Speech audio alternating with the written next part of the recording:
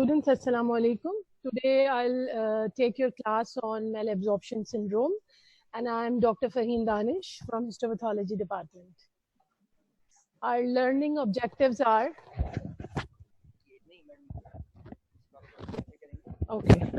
at the end of this lecture, you will be able to know the clinical presentation, etiologies, pathogenesis, and gross and microscopic changes found in different malabsorption syndrome. So first, what is malabsorption?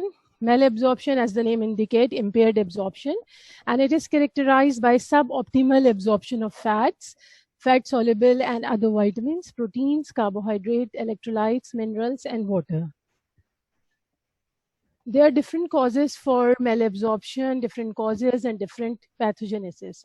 So we have either we have defective intraluminal digestion, primary mucosal cell abnormalities, reduced small intestinal area, lymphatic obstruction, infections, and iatrogenic.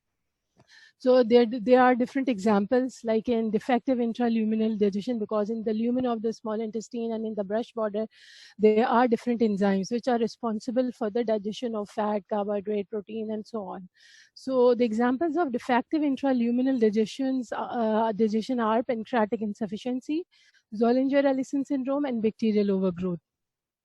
Whereas primary mucosal cell abnormalities include defective terminal digestion, which occur in small intestine, for example, lactase or disaccharidase deficiency, defective epithelial transport, in which there is deficiency of lipoproteins, which are the proteins which carry the cholesterol in the blood. So this is A-beta lipoproteinemia, means beta lipoprotein is deficient in these patients.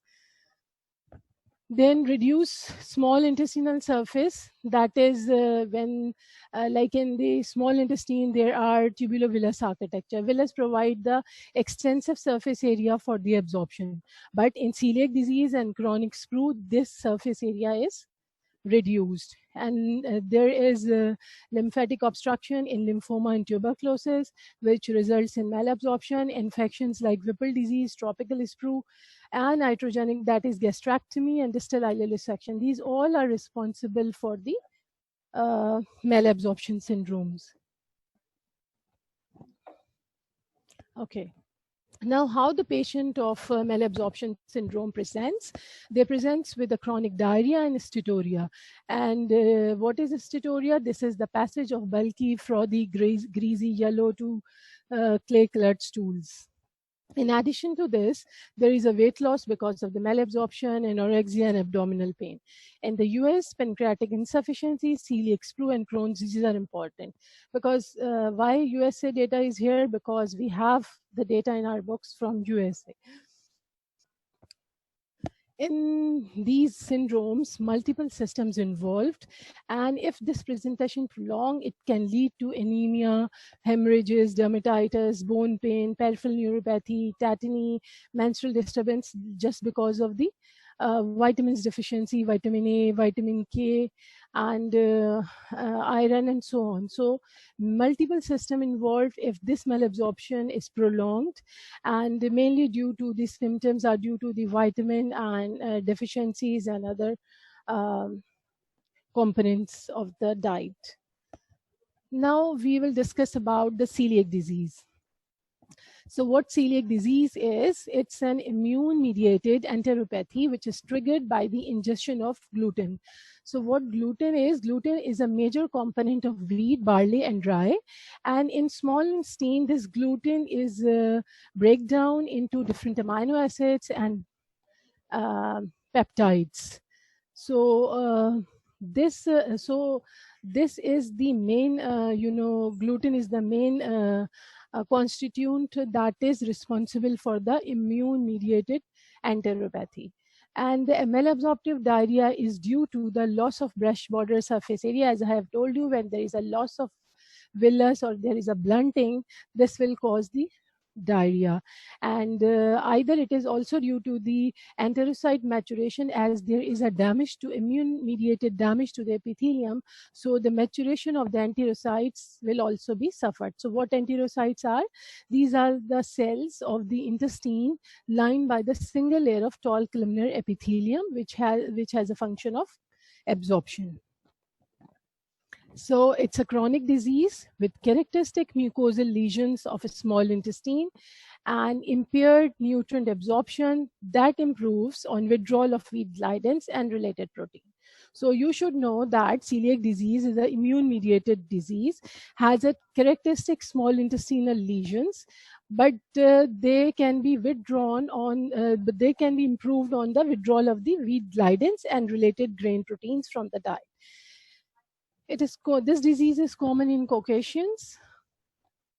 Now it's pathogenesis and etiology. And as I have told you that it is the hypersensitivity reaction to the gluten and gliadin. So what gluten is, I have told you, it is a major component of the wheat, rye, and barley.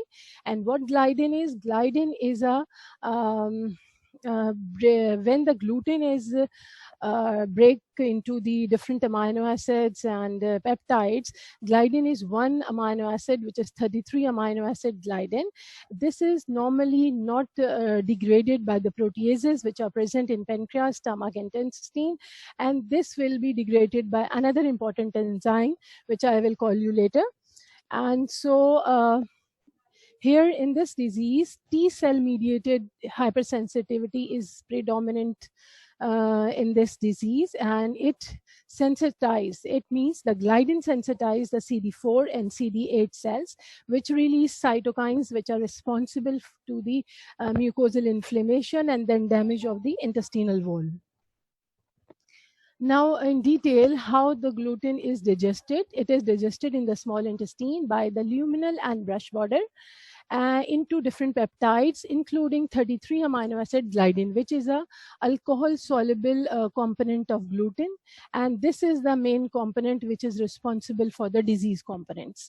This gliadin is not degraded by the pancreatic and stomach and small intestine peptidases, but it is breakdown by tissue transglutaminase or transglutamidase into the peptides that is then able to interact with certain HLA loci on the antigen presenting cells. There is a strong association of celiac disease patient with these two loci, that is HLA-DQ8 and HLA-DQ2. These loci present on the antigen presenting cells. Antigen presenting cells are the dendritic cells, macrophages, B cells. So these cells present the antigen to the lymphocytes. So when this gliadin bind with the HLA loci on antigen presenting cell, it activates the CD4 cells that produce mucosal inflammation and damage. In addition to this deamidated gliadin or broken down gliadin peptides induce the epithelial cells to produce cytokine interleukin 15. This cytokine, which is interleukin 15, in turn activates and proliferates the CD8 intraepithelial lymphocytes. So again, this CD8 intraepithelial lymphocytes produce the natural cell killer marker, and they will damage the epithelial surface. So in this disease, both CD4 and CD8 will play a role in the damage or in the inflammation of the epithelial mucosa. So this is all about the pathogenesis of the celiac disease, that is the hypersensitivity to the wheat gluten and gliadin in genetically disposed person, as it has a high association with HLA-DQ2 and DQ8. Although nearly all people are exposed to gluten and gliadin, but not everybody have a disease like the celiac disease. So there are some host factors responsible for the causation of this disease. And HLA, this seems to be critical that HLA DQ2 and DQ8 are present in the patients with a celiac disease. Now, how will we document the malabsorption syndrome? When there is a malabsorption, there is a fat in the stool. Serology is positive for IgA to tissue transglutaminase or IgG to gliadin or anti-endomysial antibodies. These antibodies are present in the patient of celiac disease. They are specific to the disease, but their role in immunopathology is debatable. So stool with the fat. Serology is positive for IgA to tissue transglutaminase or IgG to deamidated gliadin or anti-endomysial antibodies. In addition to this, there will be small intestine biopsy demonstrates villus atrophy, which you will see detail in the next few slides. And upon improvement of symptoms and mucosal histology on gluten withdrawal from the diet. These antibodies are found in over 90% of the cases. And as I have told you, these are characteristic and specific in the patient of celiac disease, but their role in immunopathology is debatable. Serologic testing is helpful for the diagnosis along with the trial of gluten-free diet. So this is for the diagnosis of celiac disease, that we have a malabsorption syndrome symptom, that is the fat in the stool. Then we have anti-gliadin and anti-transglutaminase antibodies positive. Then when we will withdraw the gluten or gliadin from the diet, the symptoms will improve. So these are the clinical documentation of malabsorption. Now the morphology. So morphology is gross. First is the gross examination and second is the microscopic examination. Gross examination is the examination with the naked eye appearance. And this is in the celiac disease, the mucosa appears flat, scalloped, and even normal in subtle cases. But usually there is a flattening or scalloping of the villi on the gross examination. And on the microscopic examination, there is a blunting or loss of villi which are present on the surface of the duodenal mucosa. So there will be loss or total atrophy of the villi, and there will be crypt hyperplasia with increased mitotic activity and expansion of lamina propria by chronic inflammatory cells. So epithelial cells degenerated with the loss of microvilli and increased intraepithelial lymphocytes. The morphologic features of celiac disease and other malabsorption syndrome like tropical sprue mimics because there is no specific other symptoms of the tropical sprue, and mucosa will revert back to normal when stimulus taken away. This is the normal appearance of the duodenal mucosa. That is, it has a tubulo-villus architecture, and this villi will produce the increased surface area for the absorption of the food. So in this celiac disease, there is a loss of this villus structure. There is blunting, there is flattening, no villus is present. This is severe celiac disease, and the crypts will be hyperplastic. There will be hyperplasia, there will be mitotic activity, and the lamina propria. What lamina propria is? This is the space between the glands, and it is expanded by the lymphocytes, plasma cells, eosinophils, and so on. So diffuse atrophy and blunting of the villi. This is the microscopic feature. These are the microscopic features compatible with the malabsorption syndrome, particularly the celiac. Now this is the high magnification of the celiac disease. These are the crypts, which shows the mitotic activity, means they are hyperplastic, increase in number. Hyperplasia means increase in number. And there is expansion of lamina propria by the chronic inflammatory cells. So now what are the clinical features of the celiac disease? Diarrhea and failure to thrive in infants, but adults might not present with the malabsorption syndrome till their 50s. And anti-gliadin or anti-endomysial antibodies favors the diagnosis. And the definitive diagnostic requires clinical documentation of malabsorption, as I have told you, and small bowel villus, small bowel biopsy results, and improvement of symptoms upon the gluten withdrawal. So these are important points for the definite diagnosis. And in addition to this, the antibodies have a very important role in diagnosis the celiac disease. And what are the clinical complications of the celiac disease? There is a risk of neoplasia, that is non-Hodgkin lymphoma, enteropathic associated lymphoid mucosa, small intestinal adenocarcinoma, and esophageal squamous cell carcinoma. These are the clinical complications of the celiac disease. Now, second syndrome, tropical sprue, which is also known as post-infectious sprue. This syndrome also has a celiac-like symptoms, and this will occur in a people of tropics or visiting the tropics. And basically, it is prevalent in areas with the poor sanitation and hygiene. So these people will expose to enterogenic organisms.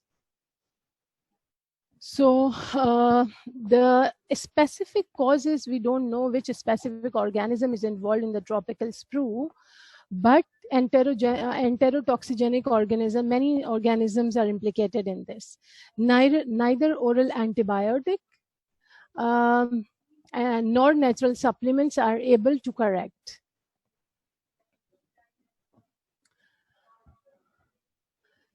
Regarding its morphology, change is similar to those of celiac disease, but is seen at all level of the small intestine, and this is not associated with the lymphoma. Again, the microscopic picture is similar to the celiac disease in sprue. That is the diffuse atrophy and blunting. There is a flattening of the villus surface. There is crypt hyperplasia. There is expansion of lamina propria. So these are the similar microscopic features which are present in the celiac sprue. Now, what is the differential diagnosis of the tropical sprue and the celiac sprue? Tropical sprue is due to the infection by bacteria, usually after visiting the tropical areas, marked with the abnormal flattening of the villi of the entire small intestine, whereas in the celiac disease, it usually involves a proximal part of the small intestine, that is duodenum and jejunum.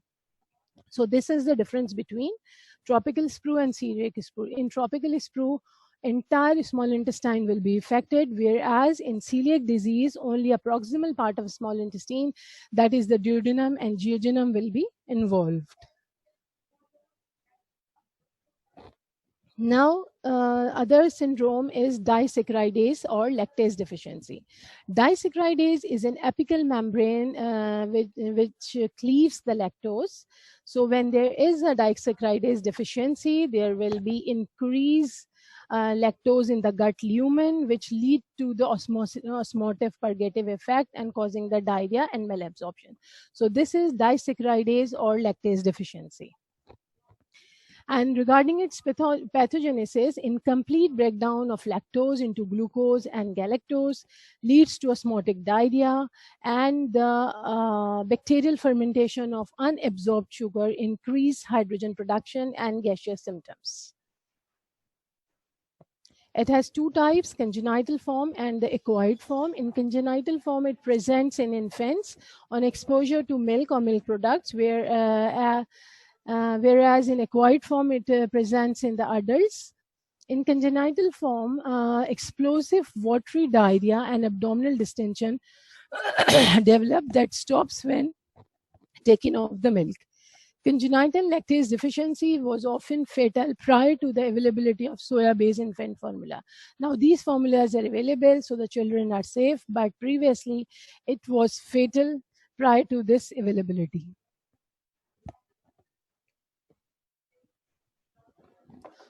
The acquired form, it is more common, and it is caused by the down regulation of the lactase gene expression, and it is common in adult blacks and Native Americans compared to whites, and sometimes related to viral or bacterial enteric infection.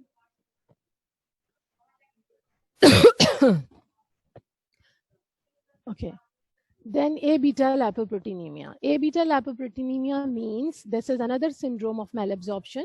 Here, there is a deficiency of beta lipoprotein that is required for the intestinal transport of cholesterol, triglycerides, chylomicrons. So lipoprotein is a protein that carry the cholesterol, triglycerides in the blood. So when there is a deficiency of this, there will be decreased synthesis of apoproteins, and there will be increased triglycerides and cholesterol in the enterocytes. That on H&E stain shows vacuolations. Vacuolation means clear cytoplasm, and because H&E stain, which is a normal stain in histopathology lab for diagnosis, it is a primary and routine stain.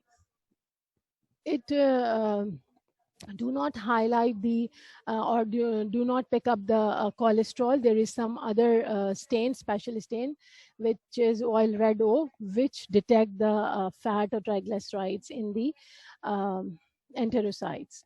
So here, when there is accumulation of triglycerides due to the synthesis of apoprotein, this will cause vacuolation of the enterocytes. In addition to this, deficient apoproteins like these are LDL, VLDL, and chylomicrons. These are the different lipoproteins. These will also be decreased in this condition, and when there is decrease concentration of these, there will be defective cell lipid membranes, because cell membrane is composed of lipid bilayer. So there will be defective lipid membranes, and the cell will be acantholysis. There will be acantholysis of the cells, and this will appear as Burr cells or acanthocytes, degenerated cells on the peripheral smear. Whereas in HNE, this will appear as vacuolated. So A-beta lipoproteinemia is a rare inborn error of metabolism transmitted by autosomal recessive inheritance fashion, and it manifests in infancy by failure to thrive, diarrhea, and steatorrhea. And it is caused by the mutation in microsomal triglyceride transfer protein, MTP, that catalyzes the transfer of lipids to the specialized domain within the rough endoplasmic reticulum. So by that mean, there is an inability to transport the cholesterol and triglycerides to their destination. And although lipoprotein is, there is no deficiency in the gene of lipoprotein, but there is a problem in the transfer of this cholesterol and triglycerides due to the mutation in microsomal triglyceride transfer protein. So this is all about the malabsorption syndromes. Now you have, if questions, please ask.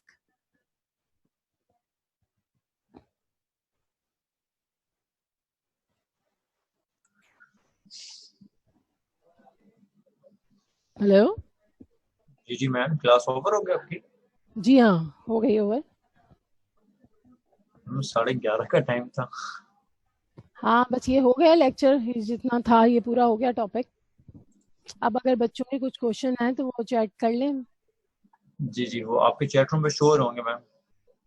किधर? 1 minute में किसी को बुलाती हूँ, मुझे यहाँ तो question दिख रहे हैं। आप 1 सेकंड वेट कीजिएगा। जी जी मैम। एक्सक्यूज मी, कोई है यहाँ? वो 1 सेकंड आप सुनिए। क्वेश्चन आंसर्स के लिए वो कह रहे हैं कि इसमें तो कोई ऑप्शन नहीं आ रहा चैट का। अच्छा, किससे पता करूं? एक्सक्यूज मी जी 1 सेकंड में। नहीं, आपसे नहीं कह रही, किसी को बुला रही हूँ, कोई है ही नहीं यहाँ।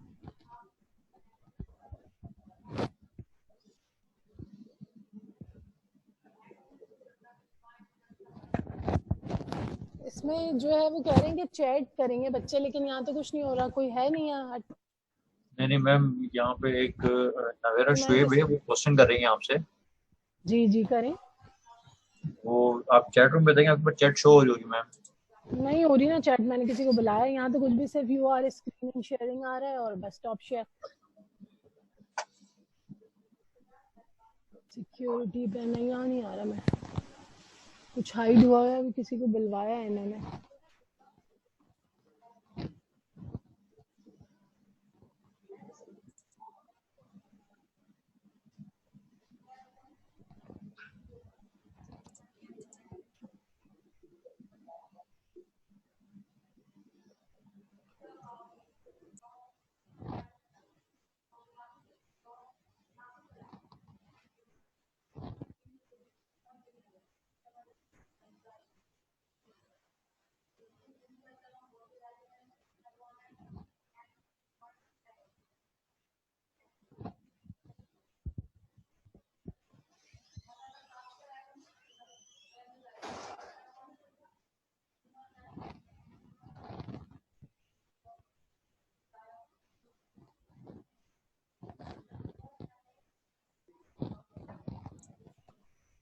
मैम आपके पास शो हुआ? हाँ, अभी आ रहा है, ये रेज्ड हैंड का एक ऑप्शन आ रहा है। एक कोई नगीहा ऋषभी रेज्ड हैंड, ये आ रहा है बस।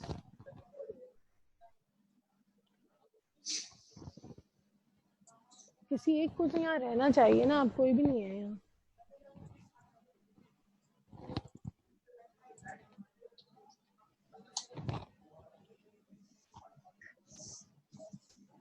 मैंने आपको एक मैसेज सेंड किया है, आपको मिला अभी? नहीं, रेज्ड हैंड बस के आ रहे हैं 2।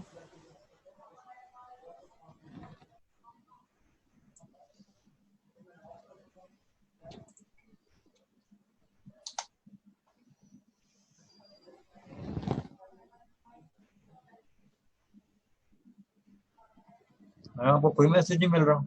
नहीं, कुछ भी नहीं आ रहा। डॉक्टर नवेरा शुएब हैं, वो कह रही हैं, can you explain the pathogenesis of Sellick disease again? Okay, okay, I'll repeat it. Okay, regarding its pathogenesis, that is T cell hypersensitivity reaction play a major role in it. And there is a strong association of HLA, DQ2 and DQ8 loci in these patients. Means that those persons who have HLA loci, these are more prone to develop the celiac disease. So how it will proceed, how it will happen, what is the pathogenesis? Basically, the gluten, which is a major component of the wheat and barley, it is digested by the luminal and the brush border enzyme of a small intestine into different amino acids and the gliadin protein. What gliadin is? It is a 33 amino acid protein, and this normally do not degraded by the normal proteases which are present in the pancreas, stomach, and small intestine.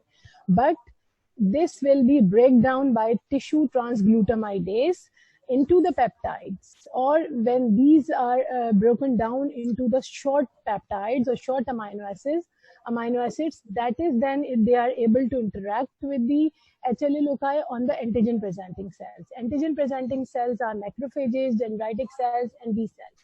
They process the antigen to the T cells so that they will produce these cytokines.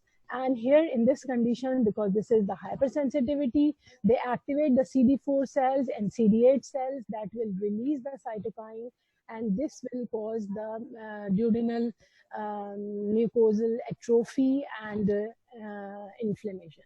So this is the basic inflammation, this is the basic pathogenesis.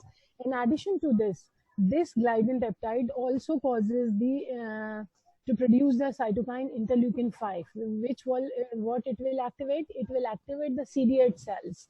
CD8 cells, they produce a natural killer cell substance which will damage the enterocytes or the epithelial cells.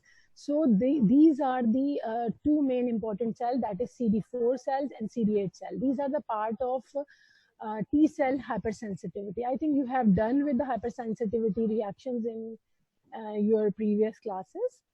So this is the T cell, basically the hypersensitivity, which involves both CD4 and CD8 cells that are responsible for the secretion and elaboration of cytokines, which is damaging to the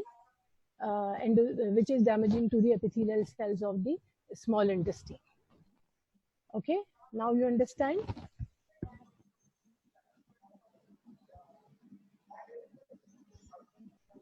Hello. जी ma'am. जी, next question है कोई?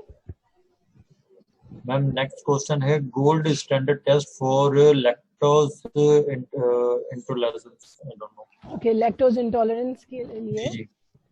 Okay, there is a gold standard. There is not specific test for this disaccharidase or lactase deficiency, but we can test the disaccharidase in the biochemistry lab for the diagnosis.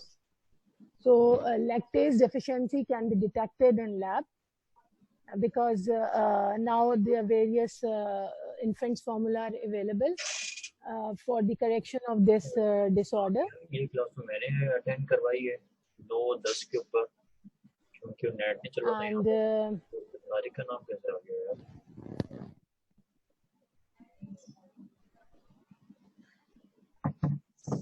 any other question? What did you explain about abertal propertinemia? क्या है ma'am? Which properties?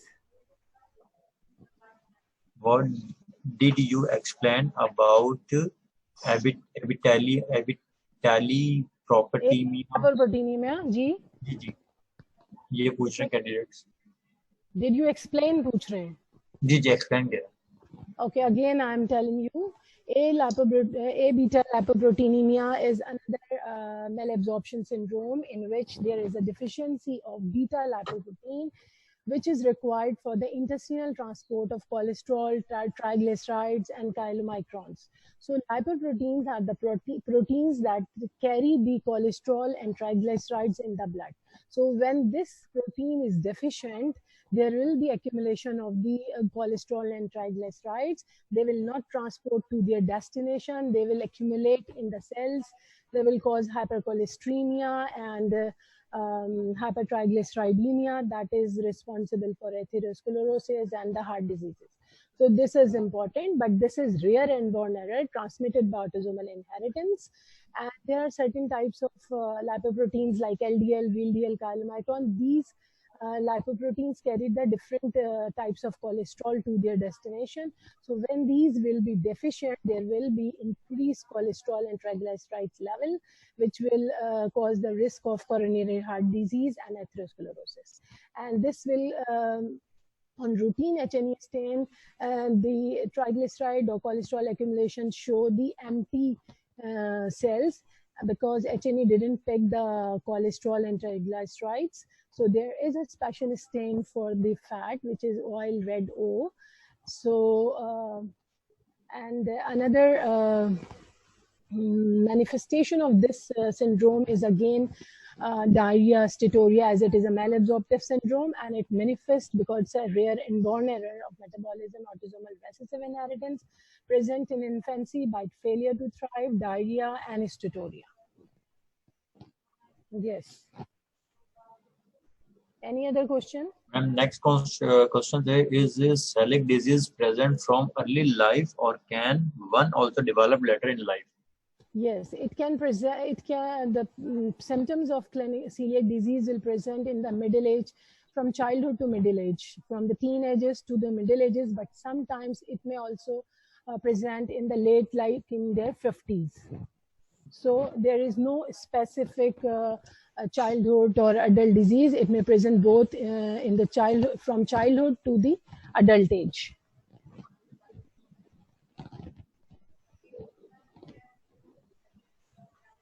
Another question? No, ma'am. Okay, it's okay. Ma'am, 20 minutes hai abhi. So it's okay. I think कोई questions नहीं आ रहा है असल में student शायद आई don't no क्यों इतना लेट रिप्लाई कर रहे हैं. अच्छा.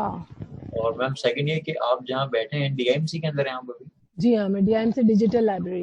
वहाँ पे कोई ऐसा कोऑर्डिनेटर वहाँ पे होती हैं नीलजिट के अंदर राबिया अली, तो वो आपसे कोऑर्डिनेट में नहीं है? नहीं, कुछ भी नहीं, मुझे तो नहीं पता चला किसी का भी. आज ही मैंने अभी आके इन लोगों से ही करवाया है. ओके मैम, आपके ज्यादा थर्ड ईयर की क्लासेस होती हैं सारी? जी, third year fourth year. Third year fourth year. Okay. GI module जो चलेगा ना अभी. जी जी जी जी जीआईटी एंड लीवर. जी जी. Okay ma'am. तो मैम फिलहाल तो अभी नो क्वेश्चंस. एक minute. Various morphology in celiac disease.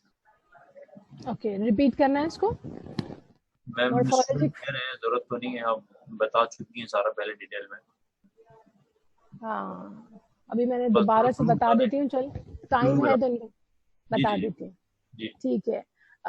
Basically, when we examine for the celiac disease, we want biopsies from the proximal small intestine, that is from the second part of the duodenum and from duodenum and from the jejunum.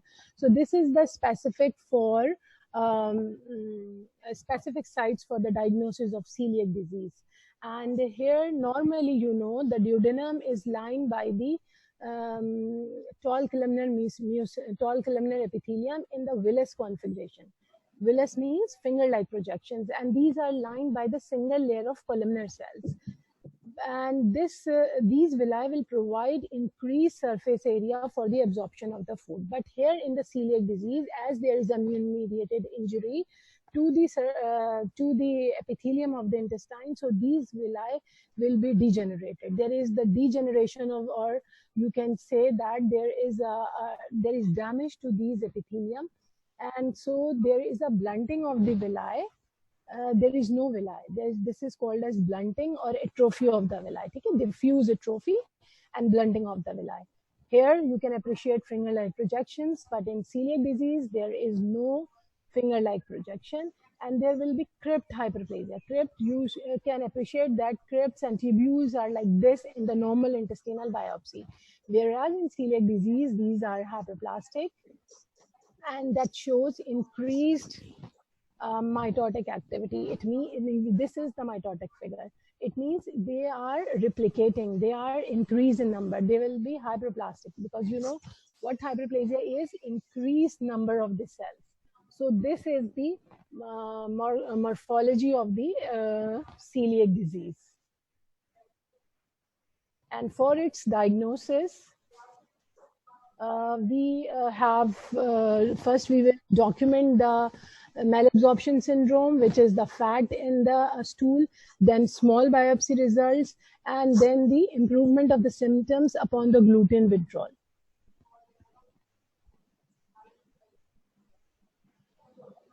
Okay, another question? No, ma'am, not yet. Okay. Should I wait?